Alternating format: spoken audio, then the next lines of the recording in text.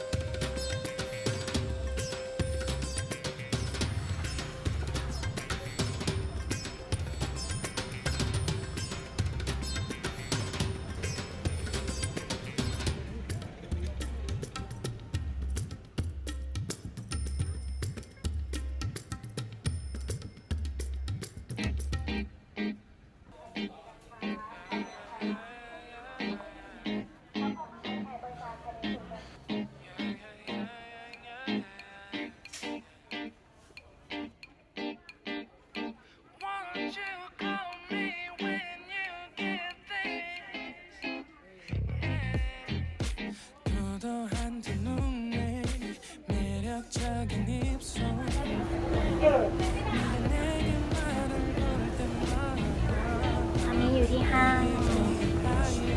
ไม่แน่ใจว่าเรียกว่าอะไรแม่เขาเรียกว่าอะไรนะไชน่าเวิลด์หรืออะไรสักอย่างห้างไชน่าอะไรสักอย่างไชน่าเวิลด์ไม่รู้วันนี้เราจะมา Mr.D.I.Y ค่ะ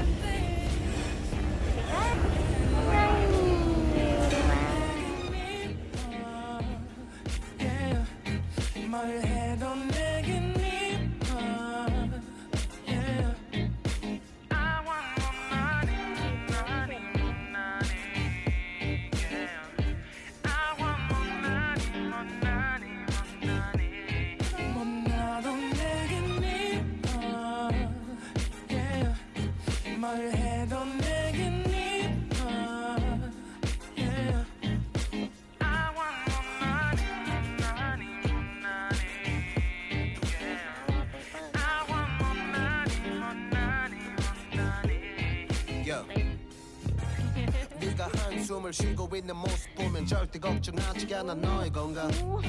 이건 사랑 같은 시시한 게 아니야 우리 생긴다면 같이 하자 다야 나의 주변이 내게 넌 항상 I don't give a I don't give a 너의 주변이 내게 난 항상 I don't give a I don't give a 너가 어떤 표정에도 절대 평가하지 않아 거울 안에 너보다 거울 밖의 사람 내가 어때 같은 그런 질문하면 난 항상 너에게 I don't give a I don't give a I don't give a Won't you call me when you get this Yeah 못나도 내겐 이뻐 Yeah 뭘 해도 내겐 이뻐 Yeah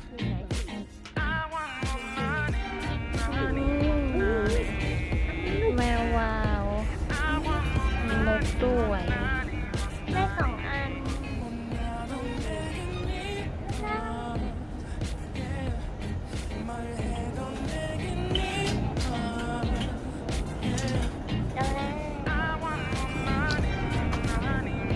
โอ้อันนี้คือวอลเปเปอร์เต็มเลยนี่มาหาซื้อวอลเปเปอร์ไปติดห้องกันเยอะมากถูกด้วย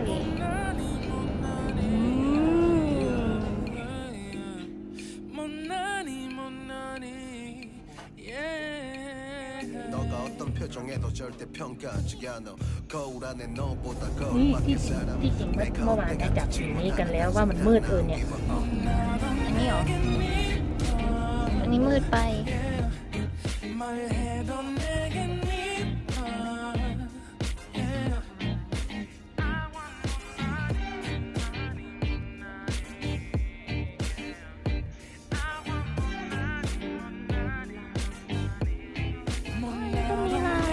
แบบนี้ด้วย 3D wall sticker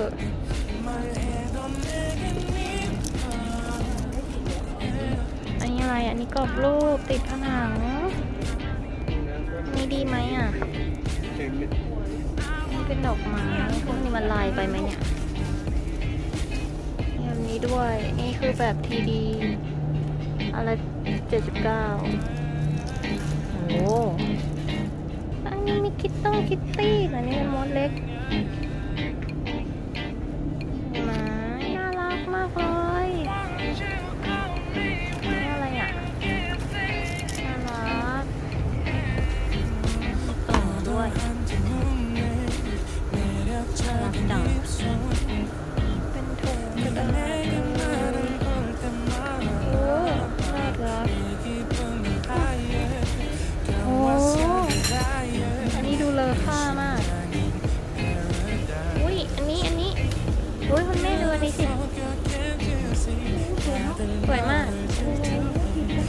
135 บาทเองเป็นหินอ่อนสวยดีอันนี้33 บาทเยอะนี่อะไรน่ารัก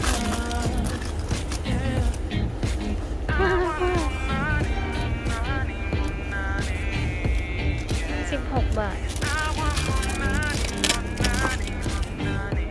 โซนอันนี้โอ้โหเป็นโซนของเล่นเด็กเลยเยอะมาก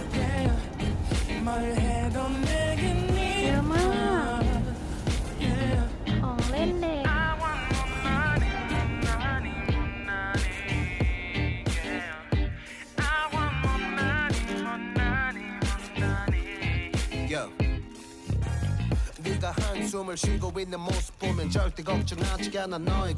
น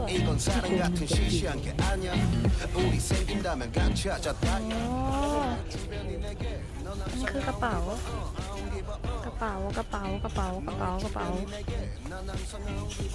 ดูแบบนี้ก็มีนี่ดูดีเชียวไม่ได้อยู่นะดูดีอยู่ประมาณ200-300ร่มอันนี้1,090นี่คือน่ารักมาก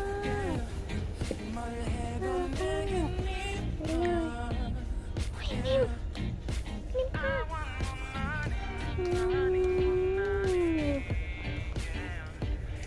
มมาก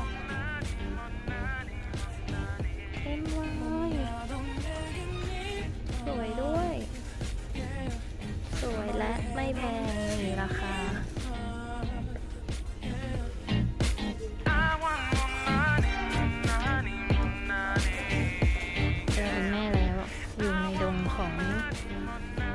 อุปกรณ์ทำความสะอาดโอ้โหเยอะจริงๆเยอะไปหมด너가 어떤 표정에도 절대 평가하지 않아 거울 안에 너보다 거울 밖에 사람 내가 어때 같은 질문하면 항상 다 남기고 나도 내게มาเดินวอลเปเปอร์มาเยอะมากจริงจัง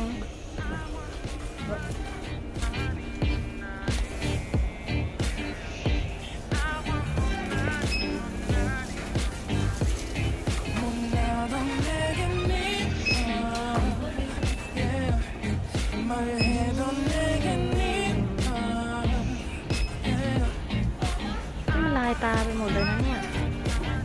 เยอะจริงๆล้างมือไหม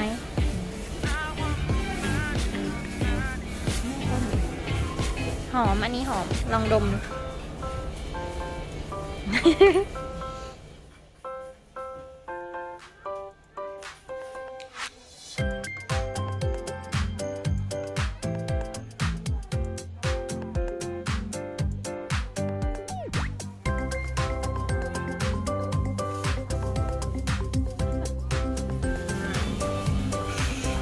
ถุงอันนั้นสวยดิ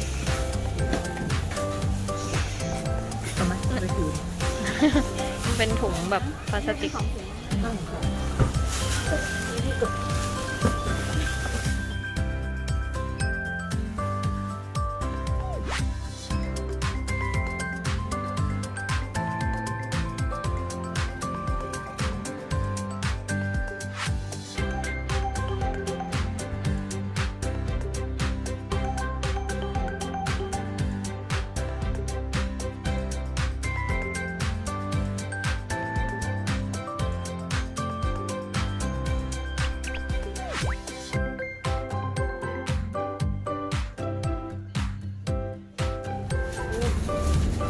แวะแล้วหนึ่งไม่ได้แต่ตัวเล็กมากหาเสื้อให้คุณตาแต่คุณตาตัวเล็ก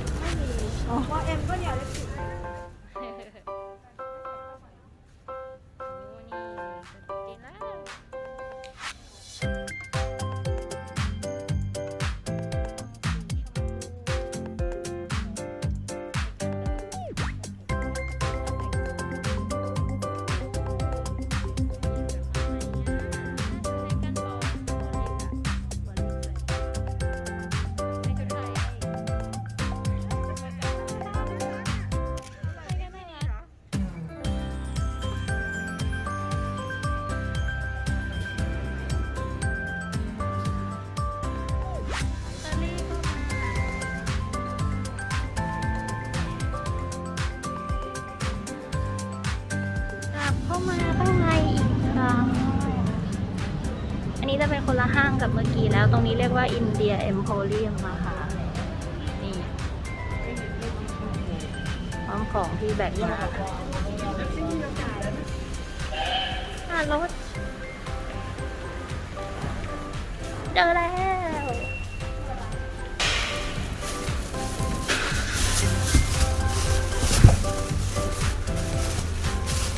ฟังเลย